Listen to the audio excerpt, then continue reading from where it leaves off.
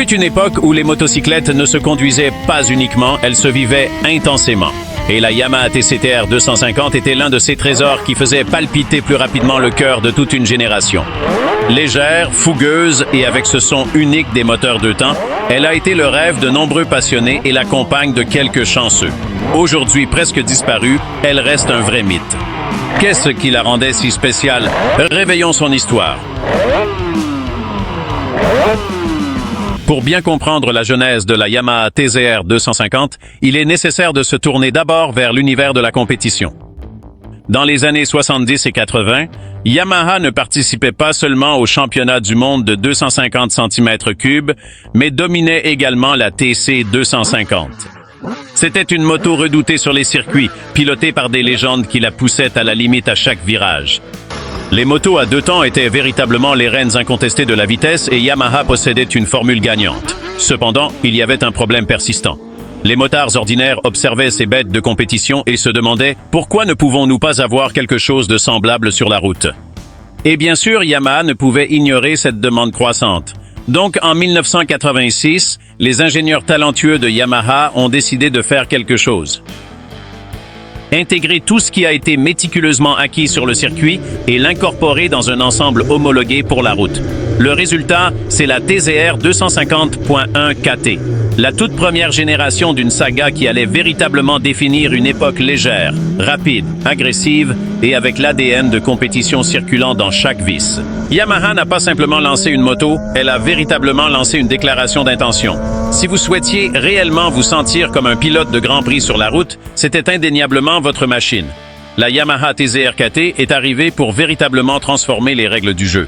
Équipée d'un moteur bicylindre en parallèle à deux temps, elle délivrait une puissance impressionnante de 50 chevaux, un chiffre qui, sur une moto de seulement 126 kg, la transformait en une véritable fusée. Mais ce n'était pas juste la puissance qui la rendait spéciale, c'était aussi son comportement exceptionnel. Yamaha a puisé directement dans l'expérience acquise avec sa moto de compétition, la TZ 250, et l'a appliquée soigneusement à la TZR. Depuis le cadre mince et extrêmement léger jusqu'à sa position de conduite résolument agressive, tout dans cette moto hurlait pur sang de compétition. Cependant, le véritable joyau technologique résidait dans le système IPVS, connu sous le nom de Yamaha Power Valve System. Un système ingénieux qui ajustait l'ouverture de la valve d'échappement en fonction des révolutions du moteur. Le résultat? Un moteur qui fournissait de la puissance de manière plus progressive, avec une excellente poussée à bas régime et un coup de fouet impressionnant lorsque vous dépassiez les 7000 TSI éminents. C'était une moto qui vous faisait sentir comme un pilote professionnel à chaque virage. Son poids léger en faisait une véritable arme redoutable sur les routes sinueuses de montagne, où elle pouvait facilement ridiculiser des motos plus grandes et puissantes grâce à son centre de gravité extrêmement bas et à son châssis particulièrement agile. Elle donnait l'impression d'être une véritable extension du corps du pilote. Yamaha était consciente qu'elle avait conçu quelque chose de vraiment exceptionnel, mais elle ne s'est pas arrêtée là. La TZR 250 n'était que le commencement d'une évolution qui rendrait cette moto encore plus impressionnante et sauvage dans les années futures. En l'année 1988, Yamaha a brillamment relevé le défi avec la TZR XT, une évolution qui a encore plus finement perfectionné la formule victorieuse de son prédécesseur. La marque a méticuleusement pris en considération les exigences spécifiques des pilotes et a procédé à une série d'améliorations essentielles qui ont élevé cette machine à un tout nouveau niveau de performance. Le moteur bicylindre en parallèle à deux temps a reçu des ajustements au niveau de l'admission et de la gestion du système IPBS, ce qui a amélioré la distribution de la puissance et la réponse sur toute la plage de révolution. L'objectif principal était de rendre la moto plus explosive à haut régime, tout en gardant la maniabilité à bas et moyen régime. En plus, Yamaha a optimisé le système de refroidissement, réduisant ainsi le risque de surchauffe en conditions extrêmes. Mais le moteur n'a pas été le seul à être amélioré. Le châssis en aluminium Deltavox a été renforcé pour offrir une plus grande rigidité, améliorant la stabilité dans les virages rapides et rendant la moto encore plus précise et fiable à haute vitesse. La suspension avant a été complètement révisée avec de nouveaux ajustements sur la fourche télescopique, tandis que l'amortisseur arrière a également été amélioré pour absorber de manière plus efficace les irrégularités de la chaussée sans compromettre la sensation sportive. Les freins ont aussi évolué avec des disques plus grands et des étriers bien plus performants, offrant un freinage à la fois puissant et progressif. Toutes ces améliorations faisaient de la XT une machine encore plus équilibrée, alliant agilité et stabilité nettement accrues. C'était la même idée mais plus raffinée. Yamaha avait trouvé un équilibre parfait entre agressivité et contrôle, permettant à la TZR 250 XT de se sentir à la fois comme une bête sur la route et comme une moto avec une précision chirurgicale sur circuit. Mais pendant que Yamaha perfectionnait sa formule, la concurrence ne restait pas inactive. Honda, Suzuki et Kawasaki affûtaient leurs armes en préparant des machines qui mettraient à l'épreuve le règne de la TZR 250. Entre 1989 et 1991, Yamaha a décidé de prendre un risque avec une idée révolutionnaire. Ils se sont posé la question suivante. Et si nous poussions la TCTR 250, un cran supplémentaire avec une configuration totalement inédite sur une moto de route? Ainsi a vu le jour la TCTR MA en 1989. Une machine qui intégrait directement la technologie avancée des 500 cm3 MotoGP, notamment celle de la Yamaha YZR 500. La caractéristique la plus remarquable et surprenante de cette version était son système d'échappement avec sortie par l'arrière, quelque chose d'inimaginable pour une moto de production en série.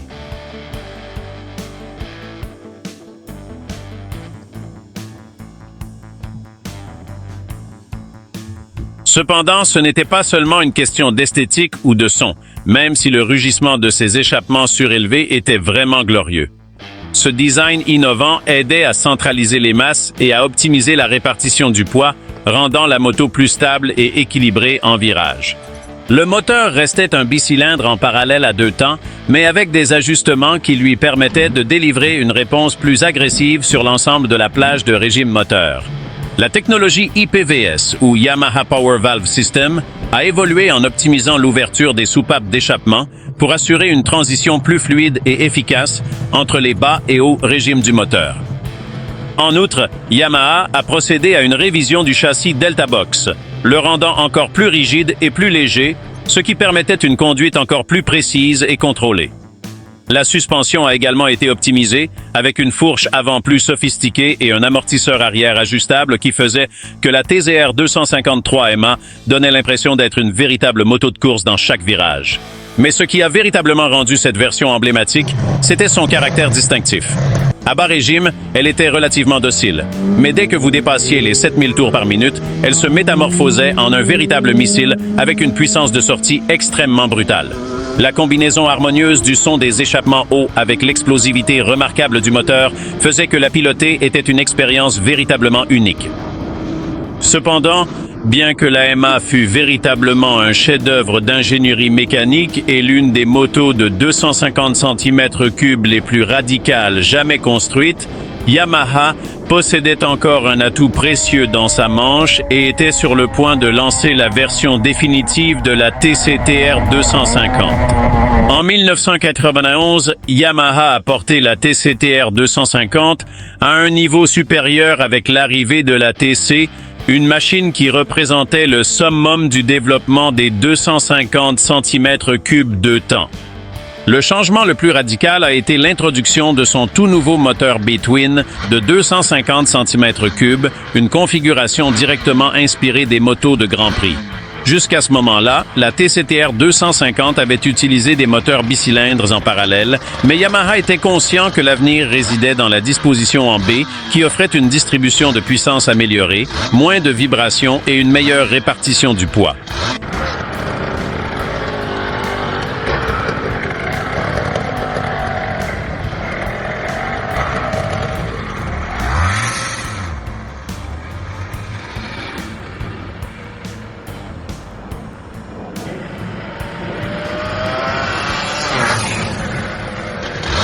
Mais ce n'était pas tout. La 315 intégrait un châssis Deltavox en aluminium qui était encore plus léger et rigide, accompagné d'une suspension plus avancée, spécialement conçue pour offrir une précision chirurgicale dans chaque virage. Cela signifiait que Yamaha ne voulait pas seulement rendre la TCTR plus rapide en ligne droite, mais aussi la meilleure moto de sa catégorie en termes de maniabilité et de stabilité. L'aérodynamique a également connu une évolution notable avec un carénage encore plus efficace et agressif, inspiré directement de la Easy ZR 500 de compétition. En substance, la 315 représentait ce qui se rapprochait le plus de l'expérience de piloter une véritable moto de course sur la voie publique.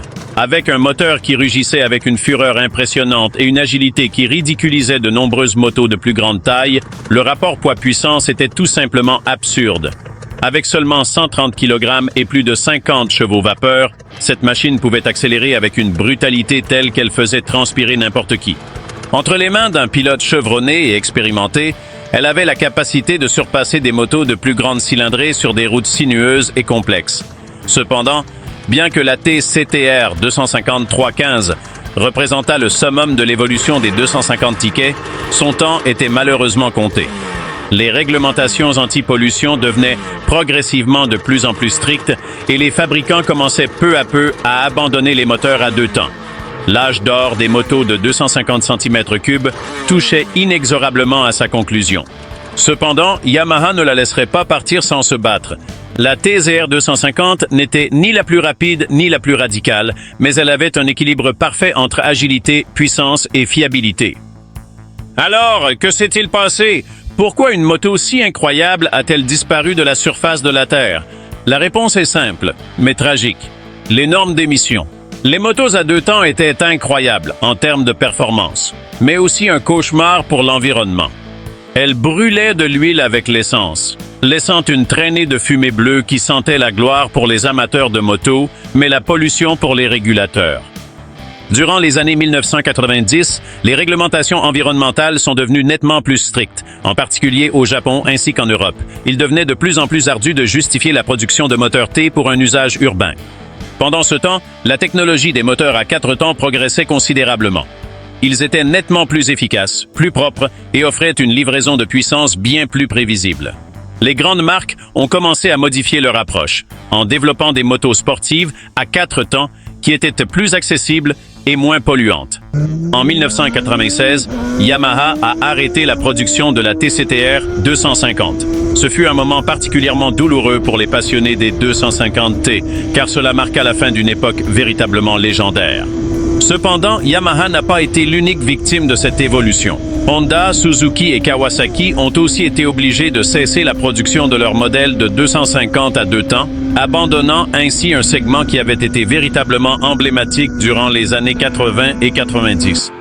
Les ultimes exemplaires de la TCR 2500-315 sont devenus de véritables reliques, se métamorphosant en objets de culte pour les passionnés de motocyclettes. Au fil des nombreuses années, ces motocyclettes ont évolué de machines aisément accessibles pour de jeunes pilotes enthousiastes à de véritables pièces de collection avec des prix de plus en plus élevés sur le marché de l'occasion. À l'heure actuelle, dénicher une TCTR 250 en excellent état représente un véritable défi. Nombre d'entre elles ont été malmenées, modifiées ou même démontées pour pièces détachées et celles qui sont en état impeccable se vendent à des prix véritablement exorbitants. Mais bien qu'elle ait disparu des concessionnaires, son héritage reste vivant. La TZR 250 n'était pas seulement l'une des meilleures sportives de son époque, mais elle a également laissé une empreinte indélébile dans l'histoire du motocyclisme.